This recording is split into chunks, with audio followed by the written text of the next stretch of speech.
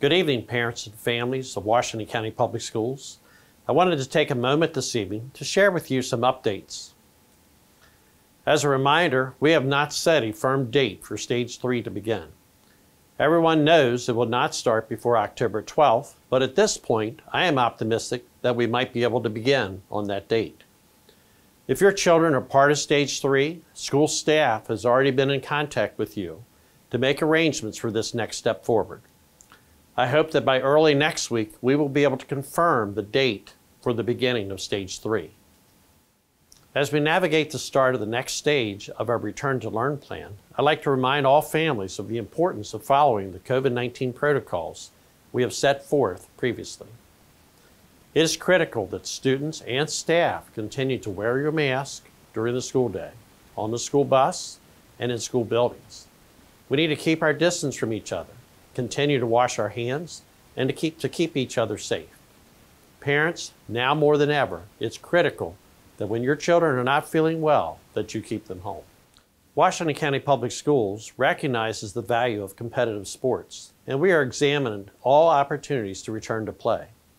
I know many of our community members were disappointed this week when we announced that competitive sports would not start on October 7th. To be clear, we have not ruled out the possibility of resuming competitive sports this fall. As indicated in our newsletter, and contrary to what some media outlets have announced, we are considering a wide variety of options, including a combination of the two timelines proposed by the state. The good news is our athletes have already started voluntary conditioning, and based on new information, some of that time can be counted towards the mandatory practice time before competitive play. There are various factors we consider in moving forward with returning students to the classroom and playing field. Our community health metrics is one of those factors. I understand the metrics can be confusing. As an example, let me explain the rolling 7-day metrics regarding COVID found on the Governor's School reopening webpage. If you look at the number of COVID-19 cases per 100,000 people, Washington County averages today 12.86 cases per 100,000. The state average as of today is lower at 8.1 cases per 100,000 people.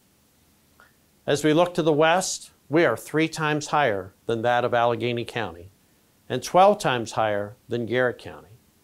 As we look to our east, Washington County is nearly twice the rate of Frederick County, while Carroll County sits at 3.82 cases per 100,000 people. The state also posts a similar graphic showing the positivity rate. The positivity rate is the number of COVID-19 positive test results divided by the total number of tests given. As we look at that map for today, Washington County's rate is 3.45%, more than the state average positivity rate of 2.88%. Please note that Washington County's rate is higher than Allegheny, Garrett, Frederick, and Carroll counties. Adding to the confusion is a reported outbreak of the virus in the state prison system in our area.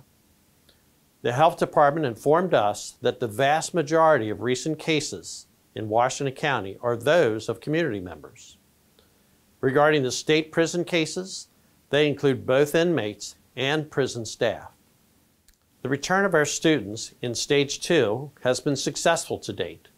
If your student is learning from home, I hope you are finding the experience to be more effective for your student and manageable for your family. We still believe nothing can replace being in the classroom with our outstanding teachers, which is why it's important to slowly and safely reopen our schools. As we've grown to understand, every day is a new day with COVID-19. We appreciate your patience and cooperation as we make this a successful year for all of our students in these difficult times. Thank you.